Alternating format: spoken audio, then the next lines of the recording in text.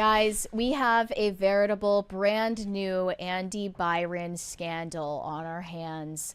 The face of it is Polish CEO, forgive me if I slaughter this name, but let me try.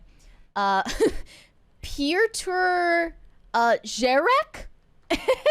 He was seen in a video from a tennis game snatching a signed hat right out of the hands of an innocent little child. It's literally a skit from a 90s movie.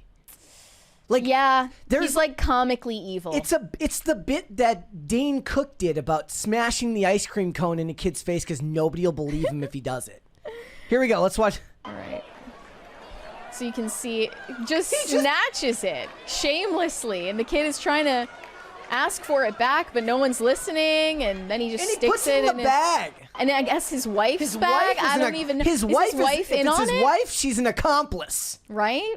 And my first thought was, this kid obviously didn't show up to this game alone, and his dad actually was the one who brought him. Where's his dad? This is when a fist fight ensues. Yes. Yeah, defend your child's honor. But his dad is nowhere to be seen. Like, I mean, the real dad should be like, oh, a reason, let's go. And you know that the tennis player that signed the hat saw this happen. It was just like, not my problem. The thing is, he doesn't know if he doesn't know if that's his dad. Right, exactly. So the tennis player did, I can't pronounce his name either. He did find out about this and reached out on Instagram to find the kid so that he could get him another hat, and then actually met him and took a photo. Oh yeah, the tennis star posted a picture of them on his Instagram. And the little kid's name is Brock, giving Brock his time in the spotlight and showing that he finally got the hat to the person it was intended for. He has since explained he didn't even know Brock didn't get the hat and wanted to immediately make things right when he learned of the snatching. Yeah. As for Piotr Jarek, he is the millionaire CEO of a paving company in Poland called Drogbruck. After being called out, he appeared to defend himself in a since-deleted post on Poland's Go Work forum. It's like their version of Glassdoor. The recent incident at the tennis match has caused a disproportionate online uproar. It's all about the famous hat, of course. Yes, I took it. Yes, I did it quickly. But as I've always said, life is first come, first served. I understand that some people might not like it, but please, let's not make a global scandal out of the hat. It's just a hat. If you were faster, you would have it. Regarding online hate, I remind you that insulting a public figure is subject to legal liability. All offensive comments, slander, and insinuations will be analyzed for the possibility of taking the matter to court. So we're going to have to worry now about this guy suing us for talking about this. Yeah. Sorry about this, bro, but my opinion is that you're kind of a scumbag. You got caught in 4K. The best he is, it's so comical. It's literally a movie villain. Like, this is something you see in a comedy and you joke about it later because you're like, nobody's actually like that. He also said, in the end, chin up, hats off, less venom, more sportsmanship. What's so sportsmanlike about stealing a hat from the child? He's got to be faster. The kid, he's teaching the kid an important life lesson. He also addressed the controversy on social media and denied writing that message that was on the Go Work forum. It says, "Today I know that what I did looked like deliberately taking a souvenir from a child. That was not my intention, but it doesn't change the fact that I hurt the boy and disappointed the fans." He insisted that he believed he was being handed the cap for his sons and that he made a serious mistake. One careless moment can ruin years of work and support. I will continue to actively participate in initiatives supporting children and youth and in actions against violence and hate. I believe that only through actions can lost trust be rebuilt. This is the most corpo speak word salad I'm guessing ever. It is my personal opinion that he didn't write that. So he didn't write the first one. The first one was fake? I guess, but I don't know. No, here's the thing. The first one comes across as fake. So like it didn't pass the smell test to me. Well, it's now been deleted, so I guess we won't know for sure. But yeah, I think he at least had a better response if it's real than Andy Byron. Yes. Who capitulated from day one. Yeah. And you made the first thing you thought of, because you hadn't seen the story of the weekend, was like maybe he was getting it for his kid. He probably was. He's like, I don't have. He's like, my son is more important than your son. You know, that's just your hierarchy of needs, right? You put your family first. And as a Polish American, do you feel a certain affinity for this man? We don't claim him. He's not invited to the Polish cookout. I'm so Americanized that I couldn't pronounce any of those names that you. Maybe that's why I never got identity politics, because it's like all I ever thought of when I thought of like heritage and pride was like, I don't listen to polka. I always knew the correct pronunciation of Dasovic. I appreciate that. I read it and I knew it was Dasovic. I appreciate that. Why is this so confusing for people? Most people get it wrong, and that's. But the thing is, I never actually correct people. Like, especially if you're like midstream and somebody says it, you're like, whatever.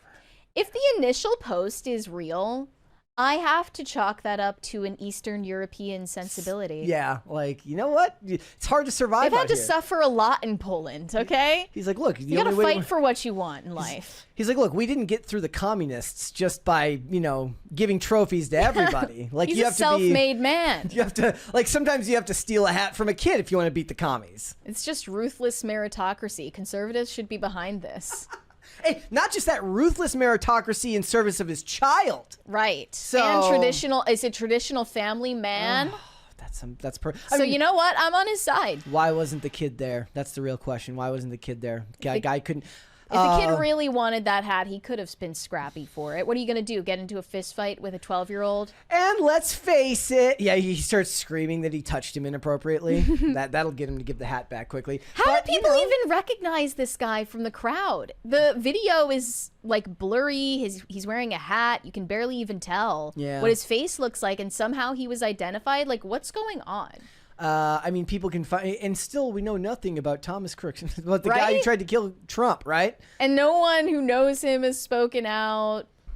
But this guy is like a blurry face in a crowd with this, like, it's not even his face, it's like the top of his head. Yeah, he just looks like a generic white guy wearing a baseball cap, and you can barely even ascertain his facial features. Who even found out that it was him? One of the comments is the internet's scary. One of the comments is, most of the time cancel culture is horrible, but once in a blue moon it's magical. You know what? I'm gonna defend the guy just to be a contrarian. Whatever happened with Andy Byron? Didn't he step down? Did he step down? Like, what happened to Astronomer? Did they get like a huge bump after all that happened? I thought him and the chick went on a permanent leave, right? Is that what happened? I don't even remember. I thought so. And then they hired Gwyneth Paltrow to do PR for them. The best part about this story is, like, this is kind of indicative, like, now I think it's why you have to like, the next generation's always going to be uptight, because like literally nothing, like you said, he's just a random guy in a crowd, and if you do something, you're going to be identified. Yeah. You can't to the point where, like, now when somebody goes unidentified, especially if it's like an actual serious event in the culture, like if we're talking like violence and like, oh, there was a mass shooting, nobody knows who it was. Really?